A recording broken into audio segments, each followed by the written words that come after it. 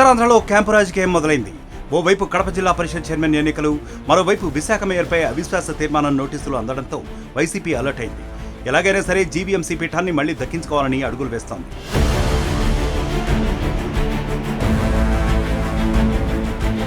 Visakha mayor పీఠానికి కూటమి గురిపెట్టడంతో YCP తన వ్యూహాలకు పదును పెట్టింది.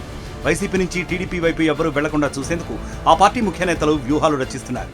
ఈ నేపథ్యంలోనే జీవీఎంసీలోని వైసీపీ కార్పొరేటర్లందరినీ బెంగళూరుకు తరలించింది వైసీపీ. మేయర్పై అవిశ్వాసం పెట్టే రోజే వారంతా మళ్లీ తిరిగి విశాఖకు రానున్నట్లు తెలుస్తోంది. మరోవైపు విశాఖ మేయర్ పదవి కోసం కూటమి అన్ని ప్రయత్నాలు చేస్తోంది.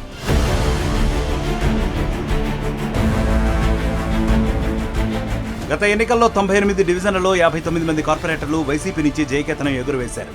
మిగిలిన స్థానాలను టీడీపీ, జనసేన పార్టీలు గెలుచుకున్నాయి. అయితే 2024 ఎన్నికల తర్వాత విశాఖలో సీన్ మొత్తం మారిపోయింది. 25 మంది కార్పొరేటర్లు కూటమిలోకి చేరిపోయారు. దీంతో మేయర్ పదవికి గండం వచ్చింది. ఈ క్రమంలోనే ఎమ్మెల్సీ బొత్స ఆధ్వర్యంలో మిగిలిన కార్పొరేటర్లను కాపాడుకునే ప్రయత్నం చేస్తోంది వైసీపీ.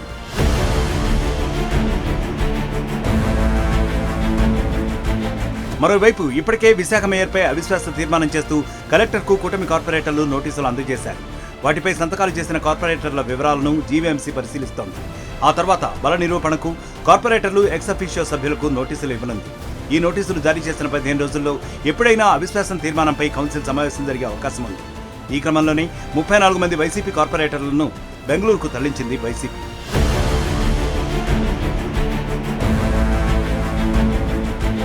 ఇప్పటివరకు విశాఖ మేయర్ పీఠం కూటమి వశమవుతుందని అందరూ భావించారు. కానీ మాజీ మంత్రి కన్నబాబు రంగంలోకి దిగడంతో సీన్ రివర్స్ అయింది. బెంగళూరు కేంద్రంగా వైసీపీ క్యాంపు రాజకీయాలు మొదలయ్యాయి. విశాఖ మేయర్ పీఠాన్ని దక్కించుకునేందుకు బొత్స, కన్నబాబు కలిసి ఏం చేస్తారనేది రాజకీయ వర్గాల్లో ఇప్పుడు సర్వత్రా చర్చనీయాంశమైంది.